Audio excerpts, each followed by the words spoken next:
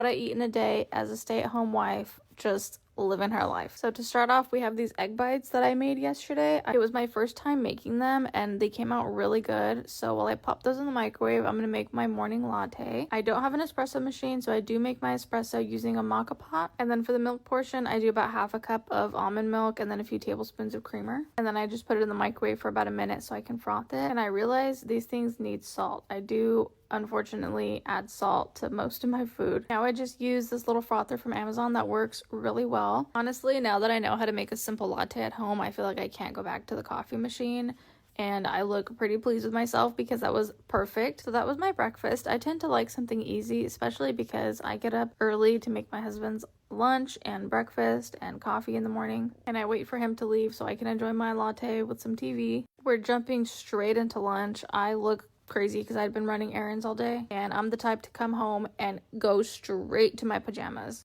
So for lunch, I'm having leftover tacos and rice and beans because we ate Mexican the night before. And if you don't know about this hack to put an ice cube in your rice, or it works with most foods to keep it moist so it doesn't dry out in the microwave, you need to do it. I don't say this often, but like that literally changed my life because of how often I'm reheating rice in this house and it always gets hard. So I bought new silverware recently and I thought it looked really nice and fancy, and then I come home and realize that it kind of looks like the plastic silverware, the plastic cutlery from Panda Express or Chipotle. I know you know what I'm talking about, and now I can't unsee it, but I'm living with it. I'm making that face because I like my food really spicy. This was honestly so bomb, so bomb. I think I was just starving because it was like 1 o'clock already, and I swore I wasn't gonna eat out and I was gonna come home and eat the food that was in the house. And then I was filming myself making a Gouda dip, and so I was snacking on that, it came out really, really good. So I had that with some weird like multi-grain crackers, but